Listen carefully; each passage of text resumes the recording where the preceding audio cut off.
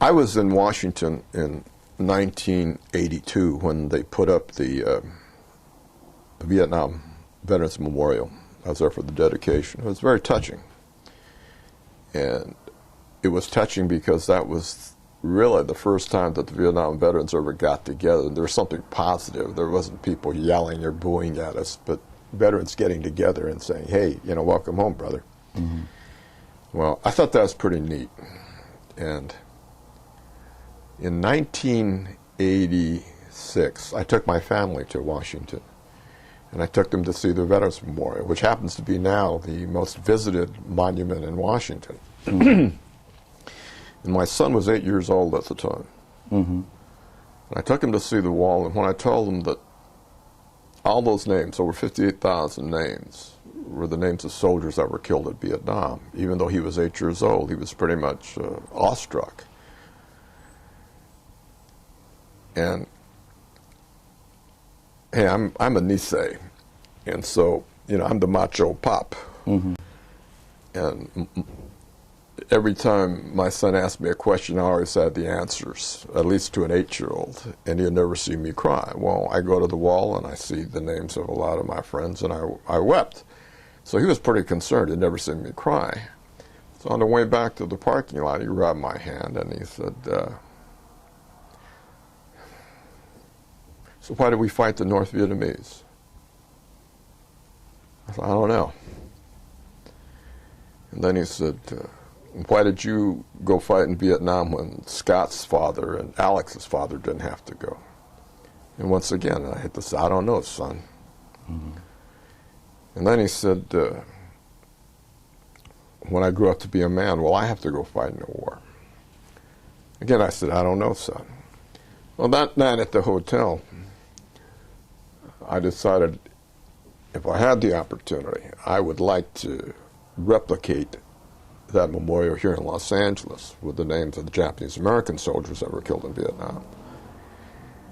So about 4 or 5 months later, I got together with about 13, 14 other Japanese American veterans, and I said, hey, let's do it. And they all pitched in and helped.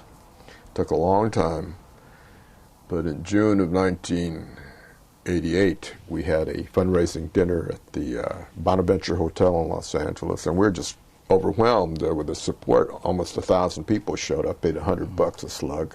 Mm-hmm. By the time we got done paying off the hotel, we had over 50 grand left.